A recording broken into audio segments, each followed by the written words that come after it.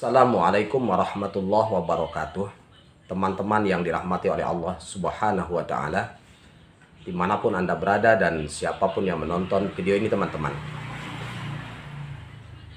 di antara salah satu sebab orang terkena gangguan jin atau sering kesurupan atau sakit-sakitan, minimal sekali ya, sering sakit kepala, bahunya berat, jantung debar-debar, ketakutan, was-was, gelisah, susah tidur malam, mimpi buruk, mudah emosi.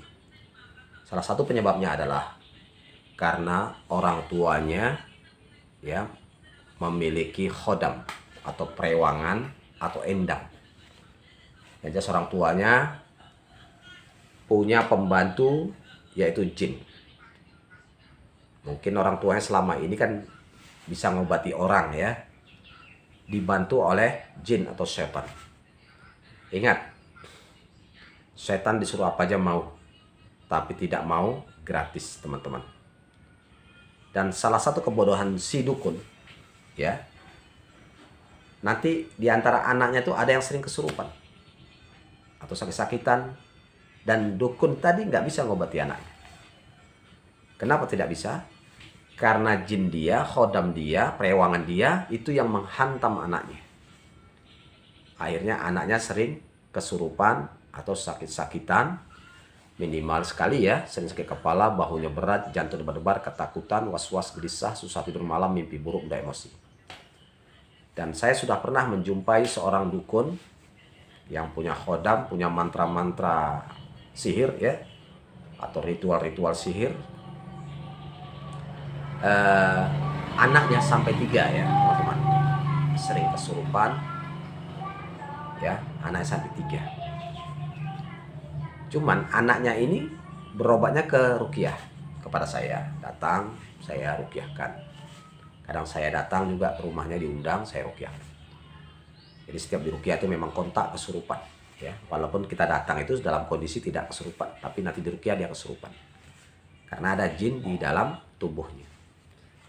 Nah, saya dakwahi keluarganya, berhentikan ilmu-ilmu yang salah, itu ilmu pendukunan, karena hukumnya musyrik ya. Mantra-mantra yang salah, saya jelaskan, amalan-amalan yang salah yang tidak sesuai syariat kan salah. Akhirnya itu menyebabkan jin terundang sebagai khodamnya, sebagai perewangannya. Jin tadi pun nggak mau gratis kan, akhirnya bersarang ke tubuh anaknya,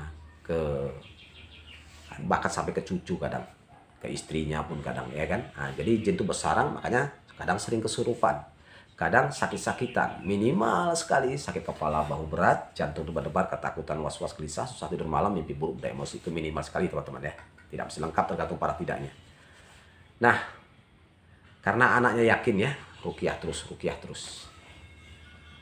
Nah, memang khodam itu, perewangan itu, teman-teman, ketika anaknya itu sudah bertobat, berlepas diri, tidak percaya lagi sama ilmu bapaknya, dia percaya dengan ruqyah, menempuh dengan cara ruqyah syariah ya, khodam itu menghantam dia.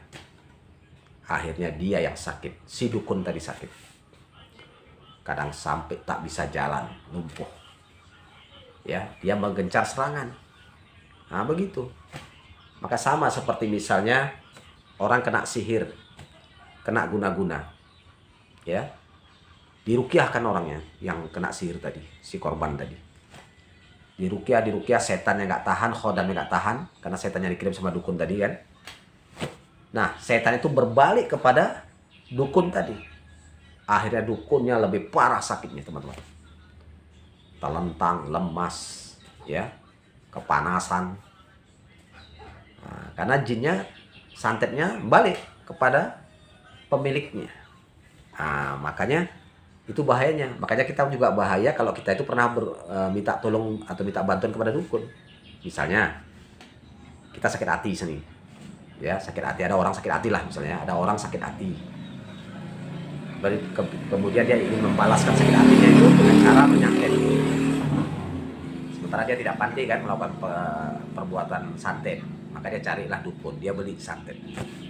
Artinya beli santet, pergi ke dukun, Pak dukun, Mbah dukun, tolong Mbah dukun, ya kan, sakit hatiku sama dia, sakit kali hatiku sama dia, bikin dia mati Pak Dukun, atau sakit berkepanjangan Pak Dukun, sampai tak bisa jalan Pak Dukun.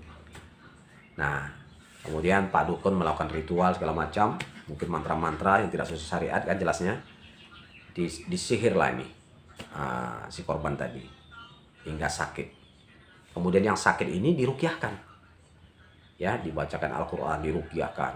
Jin yang dikirim sama dukun tuh kepanasan, nggak tahan dia lama-lama. Akhirnya dia balik ke dukun tuh. Dukun itu pun terlentang lemas. Nah, karena dukunnya juga nggak tahan, dilemparkan kepada yang beli sihir tadi, yang minta tolong sama dia tadi, dilemparkan ke dia. Akhirnya yang niat dia mau nyantet orang, malah dia yang kena santetnya sendiri. Nah, ini ya bahaya teman-teman. Nah, oleh karena itu saya katakan tinggalkan urusan perdukunan. Bagi yang sudah pernah atau terlanjur tobat, syarat tobat ada 4: segera berhenti dari perbuatan dosa, musyrik, syirik, tinggalkan, kemudian menyesal. Jadi orang tobat terus menyesal. Ada orang tobat nggak nyesal, ada orang berhenti dari berbuat dosa tapi nggak nyesal, belum bisa dikatakan tobat nasuha. Jadi 4 syarat ini bisa dikatakan tobat nasuha. Pertama, segera berhenti. Kedua, menyesal. Ketiga, tanam niat dalam hati yang kuat-kuat, tidak akan kuulangi lagi, tidak akan kupercaya lagi dengan ilmu-ilmu perdukunan, ya. Kemudian keempat, hijrah. Nah, seperti itu. Jadi 4 syaratnya apabila terpenuhi, maka tobat nasuha, ya teman-teman. Nah, demikian saja teman-teman, mudah-mudahan video saya ini bermanfaat ya.